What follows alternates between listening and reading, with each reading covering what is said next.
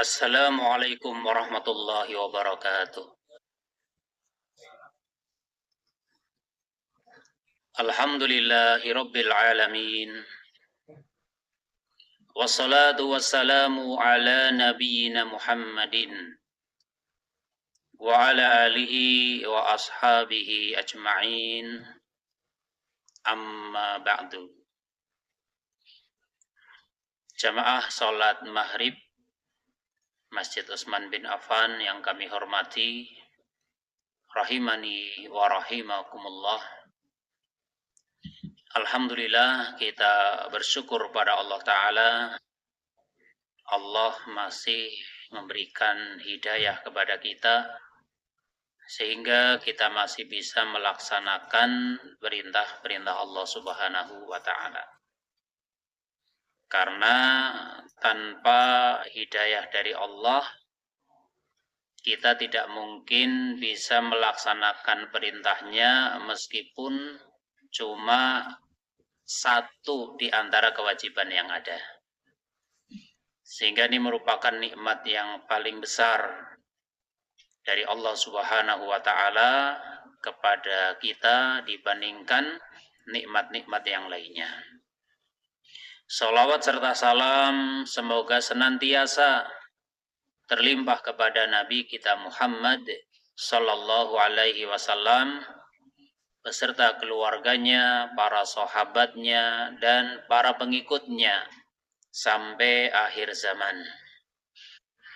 Jamaah pengajian yang kami hormati, rahimani wa rahimakumullah, kita akan melanjutkan kajian kita atau pengajian kita, pembahasan kitab Mukhtasaru Tashilil Aqidatil Islamiyah, ringkasan untuk memudahkan dalam memahami akidah Islam. Kitab yang sangat-sangat bermanfaat yang ditulis oleh Al-Ustadz Ad-Doktor Abdullah bin Abdul Aziz Al-Jibrin hafizahullahu ta'ala. Kita akan melanjutkan masih tentang macam-macam kesyirikan di dalam doa ibadah. Ya, karena perbuatan syirik akbar sebagaimana telah kita sampaikan sebelumnya yang jumlahnya sangat banyak, itu terangkum di dalam doa. Yang pertama doa masalah, yang kedua adalah doa ibadah. Ya, kita telah mengetahui apa yang dimaksud doa masalah dan apa yang dimaksud doa ibadah. Doa masalah itu kita meminta kepada Allah dengan lisan kita. Kita menyampaikan dengan lisan kita. Kita minta kepada Allah, misal kita mengucapkan Rabbana atina fid dunya hasanah wa fil akhirati hasanah wa qina adzabannar. Ini contoh doa masalah. Kenapa? Karena kita langsung minta kepada Allah menggunakan lisan kita, kita ucapkan dengan lisan kita. Baik yang berkaitan dengan kebaikan di dunia maupun yang berkaitan dengan kebaikan di akhirat. Kemudian yang kedua adalah doa ibadah. Doa ibadah itu mencakup semua amal ibadah yang kita lakukan. Yaitu kita meminta kepada Allah dengan keadaan diri kita di dalam beribadah kepada Allah. Sehingga semua ibadah itu disebut sebagai doa ibadah. Karena dengan kita beribadah, contoh kita melaksanakan sholat, sebenarnya kita sedang minta kepada Allah agar dengan sholat yang kita lakukan nanti di akhirat kita mendapatkan surganya Allah, dan kita selamat dari siksa api nerakanya Allah. Dengan puasa sebenarnya kita sedang berdoa. Dengan bersodakoh ini juga kita sedang berdoa. Ya, sehingga doa ibadah itu mencakup semua amal ibadah. Ya. Kemudian dalam hal ini yaitu pembahasan dalam bentuk syirik di dalam doa ibadah, itu jumlahnya juga sangat banyak. Di antaranya yang telah disampaikan yaitu pertama kesyirikan di dalam perasaan takut, ya. Kesyirikan di dalam perasaan takut. Yang kedua, kesyirikan di dalam perasaan mencintai, ya. Dan yang berikutnya, yang ketiga adalah yang akan kita bahas pada pertemuan kali ini, asyirku firroja, kesyirikan di dalam berharap. Ya, ini berarti masih berkaitan contoh-contoh ibadah yang bersifat ibadah hati. Ya, ibadatul qalbi. Seperti yaitu takut, ini ibadah hati. Ya, tidak boleh kita mempersembahkan rasa takut kita yang menjadikan kita mengagungkan zat yang kita takuti kecuali dipersembahkan kepada Allah. Kemudian ibadah cinta, ini juga ibadah hati. Ya, sehingga tidak boleh kita mencintai sesuatu yang disertai dengan pengagungan terhadapnya kecuali hanya kepada Allah Subhanahu wa taala. Adapun yang sekarang yaitu asyirku firroja, kesyirikan di dalam berharap. Diterangkan oleh al-muallif hafizahullahu taala, beliau mengatakan asyirku firroja wa huwa an yarjua min makhluqin ma la yaqdiru alaihi illallahu, kaman yarju min makhluqin an yarzuqahu walada aw yarju minhu an yasfiyahu bi iradatihi wa qudratihi, fahadha minasyirkil akbaril mukhriji minal millah. Yang dimaksud syirik di dalam berharap yaitu berharap kepada makhluk, ya, kita menaruh harapan kepada makhluk, ya. Makhluk yang dimaksud di sini ya semua makhluk, baik dari jenis manusianya maupun dari jenis selain manusia apa? Jin, termasuk di sana berharap kepada malaikat, ya. Malaikat juga makhluk. Intinya berharap kepada makhluk dengan harapan yang tidak bisa dilakukan kecuali oleh Allah. Ya. Apa contohnya? Seperti menaruh harapan kepada makhluk agar makhluk itu memberikan rizki kepadanya berupa memiliki anak. Padahal urusan seseorang punya anak atau tidak punya anak itu mutlak hanya dimiliki oleh Allah. Orang ada yang punya anak, ada yang tidak punya anak. Siapa yang menentukan? Allah. Bahkan si pelaku sendiri dia nggak bisa menguasai, tidak bisa memiliki kekuasaan karena dia sudah menikah, dianya sehat, pasangannya juga sehat. Dia nggak punya kekuasaan untuk memastikan pasti saya punya anak. pasti saya anaknya banyak misal. Nggak bisa. Kenapa? Karena ya banyak contoh pasangan suami istri dua-duanya dari sisi medis kesehatan tidak ada masalah. Tapi ternyata masih tetap belum punya anak. Karena Allah Subhanahu wa taala lah yang ngasih rizki berupa anak. Sehingga hal yang seperti ini, seseorang berharap punya anak, hanya boleh harapan ini dia persembahkan kepada Allah. Nggak boleh ditempatkan harapannya kepada seorang dokter yang paling pinter misalnya. Apalagi walayadzubillah, dia datang ke sebuah tempat menemui seseorang, kemudian ketika pulang dia punya harapan karena saya sudah ke orang itu, pasti sebulan 2 bulan lagi akan punya anak. Ya, jangankan datang ke dukun, jangankan datang ke yang bukan dukun, ya, ke dokter misalnya, tapi dia menempatkan rasa harapnya ke dokter tersebut. Ini sudah terjerumus di dalam berharap yang syirik. Kenapa? Karena urusan seperti ini mutlak hanya bisa dilakukan oleh Allah Subhanahu wa taala.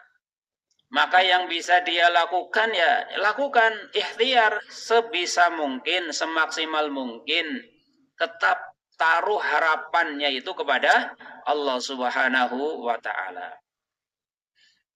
Dan mungkin sebagai pengingat ya, ketika ada orang diuji dengan ujian seperti ini, ya kadang kan ada ya, diuji dengan ujian, sudah nikah 5 tahun, 10 tahun belum punya anak.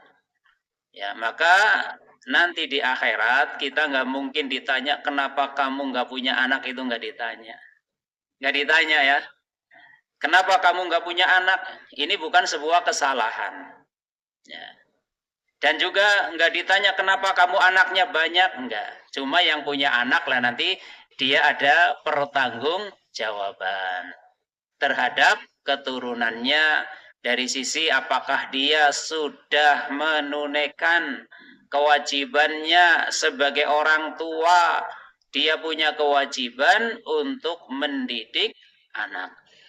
Ya, kembali ke sini. Ini meskipun sesuatu yang tidak kelihatan berkaitan dengan hati, tapi sangat menentukan. Ya, dari sisi apa? Perkara seperti ini jangan pernah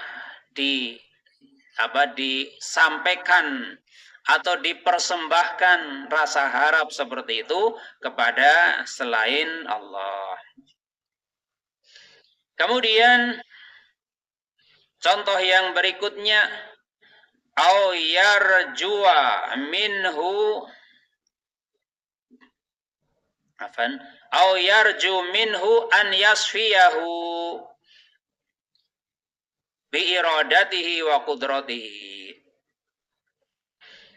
Atau seseorang berharap kepada makhluk agar satu makhluk itu bisa memberikan kesembuhan kepadanya berdasarkan keinginan dan kemampuan dari makhluk tersebut. Urusan sembuh dari penyakit itu juga mutlak hanya Allah Subhanahu wa taala yang bisa menyembuhkan penyakit. Sehingga ketika kita sudah berikhtiar berobat misalnya, maka jangan di hati kita ini ada rasa harap kepada dokter tadi agar dokter itulah yang nanti menyembuhkan penyakit kita. Ya, kadang seperti ini sangat tipis karena bentuknya sama ya. Dua orang, dua-duanya sama-sama berobat, tapi dari aktivitas itu nanti akan ada sesuatu yang beda. Kalau yang berobat itu dia melakukan ikhtiar sebaik mungkin, kemudian dia berharapnya kepada Allah, itulah yang benar dan itulah kewajiban seorang muslim. Ya, dia berharapnya kepada Allah. Dan mungkin yang satu karena nggak tahu, dia menaruh harapan kepada dokter tersebut karena dengan anggapan ini dokter spesialis yang tidak tertandingi misal. Ya, spesialis apapun, dia juga manusia, tidak punya sifat bisa menyembuhkan. Yang bisa dilakukan ya mencari sebabnya, sebab akibatnya. Penyakit ini secara ilmiahnya pasangannya obat yang ini, tapi yang menyembuhkan adalah Allah Subhanahu wa taala. Dan contoh ini hanya sebagai contoh, bisa dikiaskan contoh-contoh yang lainnya. Ya. Contoh yang lainnya sangat banyak ya, hal-hal yang hanya bisa dilakukan oleh Allah, yang lainnya nggak bisa melakukannya. Ya, urusan, kalau tadi urusan punya anak, urusan menyembuhkan penyakit, termasuk urusan jodoh, urusan menurunkan hujan. Ya, ini merupakan hal-hal yang hanya bisa dilakukan oleh Allah Subhanahu wa taala. Fahadha minasyirkil akbaril mukhriji minal millah. Orang yang memberikan harapan-harapan tadi kepada makhluk dalam perkara yang hanya bisa dilakukan oleh Allah, maka ini merupakan perbuatan syirik akbar. Kalau syirik akbar, maka konsekuensinya menjadikan pelakunya keluar dari agama Islam, wal'iyadzu billah. Sehingga disinilah pentingnya kita belajar tauhid, agar setiap langkah kita, bahkan gerakan hati kita, tidak menjadi masalah bagi kita. Ya, contohnya tadi, perbuatan hati berupa berharap ketika salah tempat, bukan sekedar sifatnya tergelincir, tersesat yang ringan, bukan. Tapi sangat parah. Apa bentuknya? Sampai dia terhitung orang yang keluar dari agama Islam. Ya, inilah yang ketiga ya, yaitu kesyirikan di dalam berharap. Kemudian yang berikutnya, termasuk kesyirikan di dalam doa ibadah adalah asyirku fis salati was sujudi war ruku'. Kesyirikan di dalam ibadah salat, sujud dan ruku'. Faman shalla aw sajada aw raka'a aw inhana li makhluqin mahabbatan wa khudu'an lahu wa taqarruban ilaihi faqad waqa'a fi syirkil akbari bi ijma'i ahli ilmi. Diterangkan oleh al-muallif hafizahullahu ta'ala, maka barang siapa yang menunaikan salat atau dia bersujud atau dia melakukan gerakan ruku', bahkan atau dia membungkukkan badan, ya seperti ruku' ya, membungkukkan badan, li makhlukin, dipersembahkan kepada makhluk, mahabbatan wa khudu'an lahu, karena dia mencintai kepada makhluk yang dia rukuk di hadapannya atau sujud di hadapannya, wa khudu'an, disertai dengan perasaan tunduk, merasa dia nggak ada nilainya di hadapan makhluk tadi sehingga dia merasa harus menundukkan badan, ya.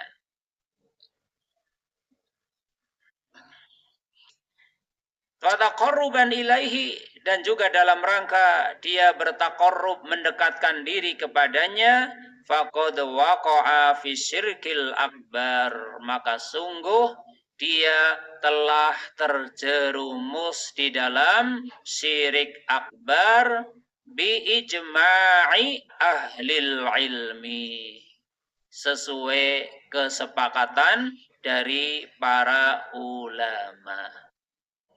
Ya, sepakat, nggak ada yang beda pendapat ya. Nggak ada yang beda pendapat, oh ini sujud kepada makhluk nggak apa-apa, nggak ada. Semuanya sepakat bahwasanya amalan sholat atau sujud atau ruku atau membungkukkan badan kepada makhluk karena ada perasaan mengagungkannya, perasaan tunduk di hadapannya, dan sebagai bentuk taqarrub pendekatan diri dia kepadanya, yang semacam ini adalah termasuk perbuatan bukan syirik kecil, tapi syirik akbar, syirik besar. Ya. Sehingga jangan pernah sholat dipersembahkan kepada makhluk. Loh, itu sholat jenazah, bukan. Apakah sholat jenazah kita nyembah kepada jenazah? Kan enggak. Sholat jenazah itu apa? Bukan kita menyembah, tapi kita mendoakan. Dan itulah syariatnya. Kita ingin mendoakan jenazah, maka dengan cara sholat jenazah. Jadi aktivitas mendoakannya itu ketika sedang sholat jenazah. Sehingga setelah salam ya, maka sudah cukup. Barusan tadi didoakan kurang marem, ditambahi apa? Doa yang lebih panjang lagi gitu kan, kadang seperti itu. Ditambahi berbagai doa, padahal doa yang paling bagus, yang paling baik untuk jenazah adalah doa yang kita baca ketika sholat jenazah. Ya, sehingga setelah salam ya sudah selesai. Ya, tidak perlu ditambahi yang macam-macam. Nah, ya kembali ke sini, sehingga bentuk sholat jenazah ini bukan nyembah jenazah, bukan, tapi kita mendoakan jenazah. Ya. Sholat atau nyembah ya kepada selain Allah, misalnya dia sholat, di hadapannya ada sesuatu, di hatinya niat sebagai bentuk menyembah kepada yang ada di hadapannya, inilah bentuk. Contoh dia sholat untuk selain Allah. Atau dia bersujud, ya, dia melakukan gerakan sujud, karena syariat agama kita tidak boleh seseorang itu untuk sujud kecuali hanya kepada Allah. Termasuk nggak boleh sujud kepada orang tua, nggak boleh. Ya, kadang ada yang berlebihan. Termasuk berlebih-lebihan karena saking ingin mendapatkan maaf dari orang yang dia salah kepadanya, sampai-sampai apa? Sujud gitu. Sujud di depannya. Ini amat sangat tidak pantas. Sujud itu bukan untuk manusia. Cukuplah kita mengatakan, saya mohon maaf atas kesalahan-kesalahan saya. Silahkan kalau ada sesuatu yang bisa disampaikan untuk menutup kesalahan, sampaikan. Saya akan berusaha menunaikan, kan gitu. Nggak perlu sampai sujud. Cuma ingin dapat maaf kok sampai sujud. Padahal sujud itu hanya boleh dipersembahkan kepada Allah. Ya, contohnya ketika kita sholat itu di antara gerakannya adalah gerakan sujud. Bahkan gerakan sujud itu satu kondisi yang paling dekat seorang hamba dengan Tuhannya. Kondisi yang paling dekat seorang hamba dengan Allah di saat sujud. Di saat dia meletakkan anggota badan yang paling tinggi di tempat yang paling rendah. dalam rangka menghinakan diri kita di hadapan Allah Subhanahu wa Ta'ala. Karena kita ini nggak punya apa-apa, nggak bisa apa-apa, nggak punya kemampuan apapun kalau dibandingkan dengan kemampuan Allah. Maka kita pun mengakui, kita merasa rendah di hadapannya, kita mengagungkannya. Kita dengan sepenuh ketulusan kita sujud di hadapan Allah. Sehingga gerakan sujud, sekali lagi, tidak boleh ditujukan kepada selain Allah, termasuk kepada orang tua, termasuk kepada tadi ya orang yang kita minta maaf kepadanya. Ya. Au roka'a awin hana, ya, atau ruku atau membungkukkan badan. Gimana membungkukkan badan? Tahu ya? Dari berdiri kemudian membungkukkan badan gitu, seperti ruku gitu. Ada orang penting lewat, kemudian dia mengagungkan orang penting itu, sampai-sampai membungkukkan badan. Ini termasuk tidak dibolehkan. Meskipun yang lewat orang yang nomor 1 di negerinya.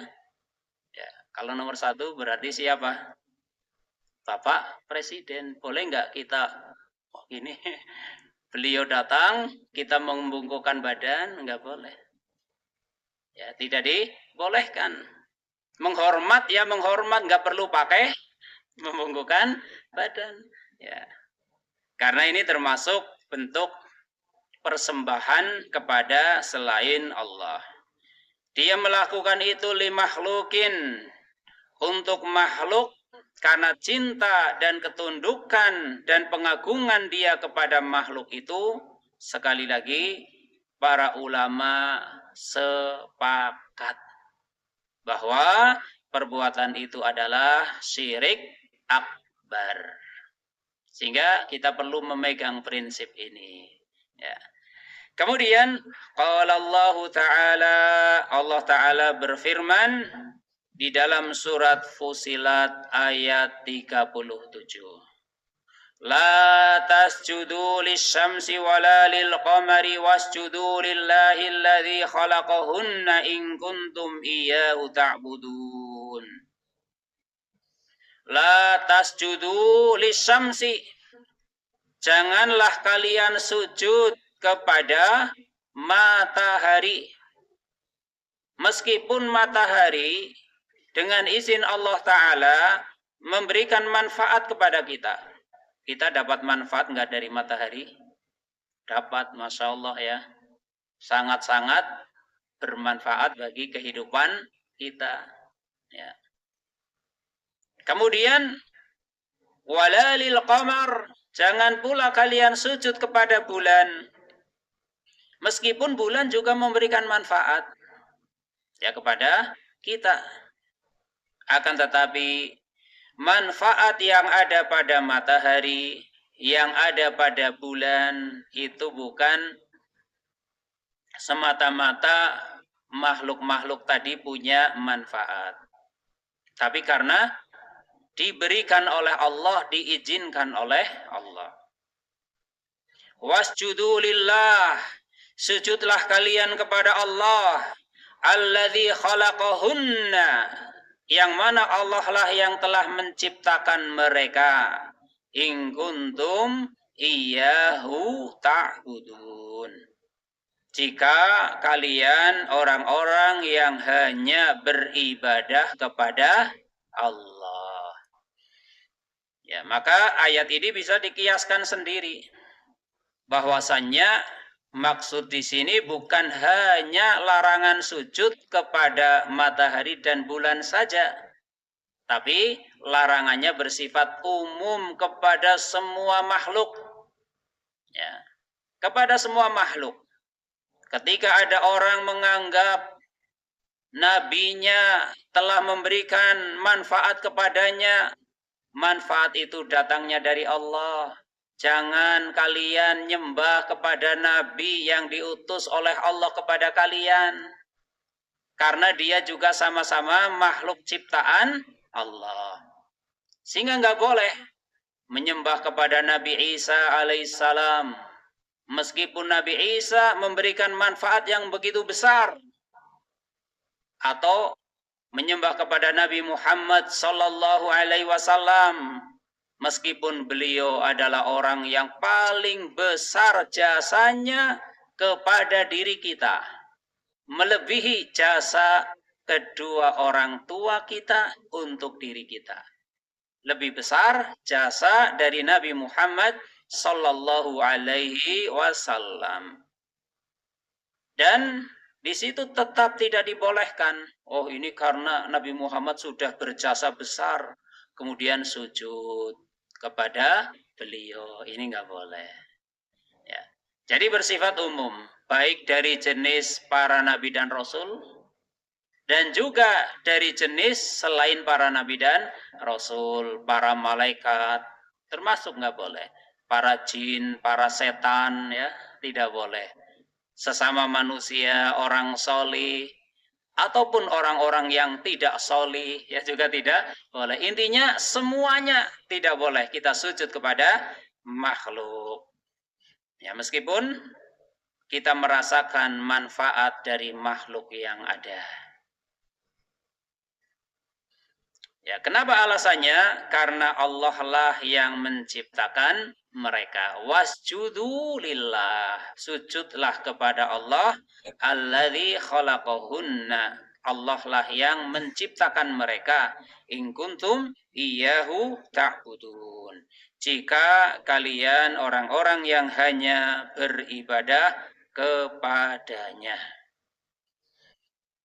Kemudian ya, dalil yang berikutnya Surat Al-An'am ayat 162 sampai 163. Ini yang insya Allah setiap kita hafal ya. Allah Ta'ala berfirman, Qul inna salati wa nusuki wa mahyaya wa mamati lillahi rabbil alamin la syarika lah. Katakanlah, sesungguhnya salatku, wa nusuki dan ibadahku atau sesembahanku, wa mahyaya wa mamati hidup dan matiku lillahi rabbil alamin adalah untuk Allah, Rabb atau Tuhan semesta alam. Ini sudah mencakup semuanya ya, dari sisi ibadah, kemudian secara global dari sisi semua kehidupannya, bahkan ketika dia mati itu semua dipersembahkan untuk Allah Tuhan semesta alam, la syarika lahu, yang tidak ada sekutu baginya. Ya, sehingga di sini tentang inna solati, sesungguhnya solatku. Ya, sehingga dari dua sisi, baik dari sisi perwujudan solatnya dipersembahkan kepada siapa, itu harus kepada Allah. Atau yang kedua dari sisi niatnya, solatnya itu niatnya ingin dapat pahala siapa, itu juga niat kita ingin dapat pahala dari Allah. Sehingga terbebas dari syirik besar dan juga dari syirik kecil. Karena ketika orang sholat disertai dengan ingin dapat pujian, berarti sholatnya disertai dengan apa? Ria. Ya. Kalau sholat ria gimana? Dapat pahala? Pahala enggak. Kalau pujian bisa jadi iya. Ya karena itu yang dia cari ya. Yang dia cari adalah pujian. Bisa jadi iya dia dapat pujian. Oh ini orang yang sergap sholat. Ya, selalu ke masjid misal. Ya. Dan juga yang nggak boleh juga, jangan meninggalkan sesuatu karena takut ria. Oh saya kalau sholat di masjid nanti bisa ria. Mending sholat di rumah. Ini lebih salah lagi ya. Jadi orang yang melakukan sesuatu untuk selain Allah, ya, ini adalah termasuk syirik. Meninggalkan sesuatu karena selain Allah itu termasuk riya. Nggak jadi sodakoh. Kenapa? Karena nanti bisa dilihat banyak orang. Jangan-jangan malah timbul riya sehingga tidak jadi infak atau sodakoh. Justru itulah riya. Dia meninggalkan satu ibadah pertimbangannya manusia. Ya. Atau dia sodakoh tapi ada keinginan dilihat oleh sampingnya. Ini loh warna uangnya itu misal. Ini juga apa? Bisa syirik kecil atau riya juga. Dan yang baik mana? Ya misalnya kita berinfak sodakoh, ada peluang riya atau tidak perlu sodakoh sehingga tidak ada peluang riya. Kalau menurut jenengan lebih mending yang mana? Ya kita bicara lebih mending ya. Yo yang mana?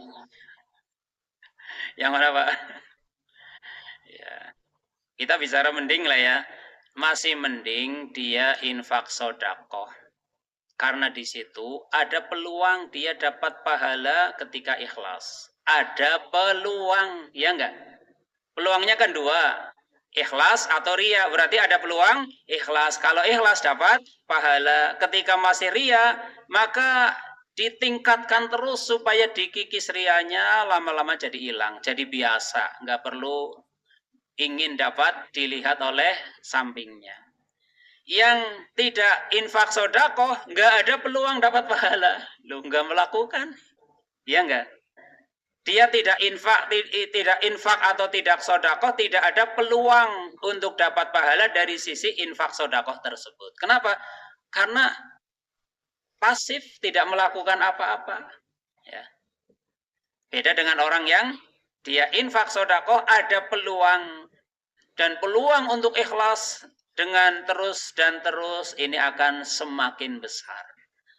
Orang yang sudah bolak-balik, itu rasa ingin dilihat sudah nggak ada. Ya, karena apa? Sudah bolak-balik melakukan. Beda dengan yang cuma sekali dua kali. Ya. Ketika kita sholat, setiap waktu sholat ke masjid, sudah terkikis ya rasa ingin dilihat. Atau masih ada ingin dilihat? Sudah enggak ya? Ya pokoknya ada azan udah ke masjid. Subuh ya ke masjid, zuhur ke masjid, asar ke masjid, kemudian maghrib, isya ke masjid, terus bolak-balik ke masjid. Sudah terkikis rasa ingin dilihat. Ya. Tapi kalau ke masjidnya sepekan sekali, ada peluang untuk ini loh saya Jumatan, jangan dicap saya nggak sholat kan gitu. Ya. Maka terus amal soleh itu jangan ditinggalkan karena takut ria. Ketika masih ada terus tunaikan, nanti akan terkikis. Sambil minta taufik hidayah kepada Allah Subhanahu wa taala. Kemudian yang berikutnya dalil dari hadis. Wa qala an-nabiyyu sallallahu alaihi wasallam, dan Nabi kita Muhammad sallallahu alaihi wasallam pernah berkata li Mu'adzin kepada sahabatnya yang bernama Mu'adz. Ya. Karena Mu'adz memandang orang-orang Nasrani, orang-orang Yahudi mereka sujud kepada pembesar-pembesarnya. Dia berpendapat, oh kalau begitu yang lebih layak untuk disujudi ya Rasulullah gitu. Ya, apa namanya? Masih pakai logikanya sendiri. Lamma sajadalahu, maka Nabi mengatakan la taf'al. Apa artinya? Jangan lakukan, ya. Ya di sini ada satu pelajaran bahwasannya ketika kita melihat ada orang berbuat kesalahan kepada kita, maka jangan divonis langsung, oh kamu kafir. Sujud kepada Nabi hukumnya apa? kafir, hukumnya syirik. Nabi nggak memvonis. Kenapa? Beliau bertanya dulu, kamu kok melakukan seperti ini, kenapa? Itu ditanya, motivasinya apa? Ya katanya, loh, kamu lebih berhak untuk disujudi. Mereka orang-orang kafir saja sujud kepada pembesarnya. Oh, ternyata itu alasannya. Nabi ngasih tahu, la taf'al, jangan kamu lakukan. Nabi nggak memvonis, oh kamu sudah kafir, enggak. Kenapa? Karena di situ ada motivasi dan dalam kondisi di saat itu dia belum tahu. Kondisi belum tahu ini tidak bisa dijadikan, atau kondisi belum tahu menjadikan seseorang tidak bisa dihukumi kafir. Karena apa? Belum tahu. Nabi mengatakan la taf'al, kamu jangan melakukan. Fa inni law kuntu amiran ahadan an yasjuda li ghairillah. Sesungguhnya, seandainya, ini Nabi mengatakan seandainya berarti nggak ada dan nggak boleh, itu maksudnya. Seandainya saya nyuruh seseorang untuk sujud kepada selain Allah, seandainya saya boleh nyuruh seseorang untuk sujud kepada selain Allah, la amartul mar'ata an tasjuda li zawjiha. Pasti saya akan suruh seorang istri untuk sujud kepada suaminya. Karena saking besarnya hak suami terhadap istri. Itu pun nggak boleh. Itu maksud Nabi ya. Ini seandainya boleh, maka yang lebih berhak istri sujud kepada suami. Tapi di dalam syariat yang dibawa oleh beliau Shallallahu Alaihi Wasallam tidak boleh seseorang sujud kepada orang lain, termasuk sujud kepada Nabi. Nabi sudah langsung ngasih tahu jangan. Kurang apa lagi? Jelas ya, bahwasanya kepada Nabi saja tidak boleh, apalagi kepada yang lainnya. Wa qala sallallahu alaihi wasallam, dan juga Rasulullah sallallahu alaihi wasallam bersabda, ma yanbaghi li ahadin an yasjuda li ahadin. Tidak pantas seseorang sujud kepada orang lain. Tidak pantas, tidak sepantasnya seseorang dia sujud kepada yang lainnya, termasuk sujud kepada Nabi, ya tidak pantas. Istri sujud kepada suami juga tidak pantas, termasuk anak sujud kepada siapa? Orang tua. Termasuk tidak dibolehkan. Kenapa? Wali annahu qad sarrafa syai'an minal ibadati li ghairillahi azza wa jalla. Karena sesungguhnya dia telah mempersembahkan sebagian dari ibadah untuk selain Allah Azza wa Jalla, wa sarful ibadati li ghairihi syirkun bi ijma'i ahlil ilmi. Dan mempersembahkan ibadah untuk selain Allah itu merupakan bentuk kesyirikan sesuai dengan kesepakatan para ahlul ilmi. Demikian ma'asyiral muslimin wal muslimat rahimani wa rahimakumullah yang bisa disampaikan pada kesempatan kali ini. Atas kekurangan yang ada, kesalahan yang ada, saya minta maaf yang sebesar-besarnya. Wallahu a'lamu bissawab. Subhanakallahumma wa bihamdika asyhadu an la ilaha illa anta astaghfiruka wa atubu ilaik. Wassalamualaikum warahmatullahi wabarakatuh.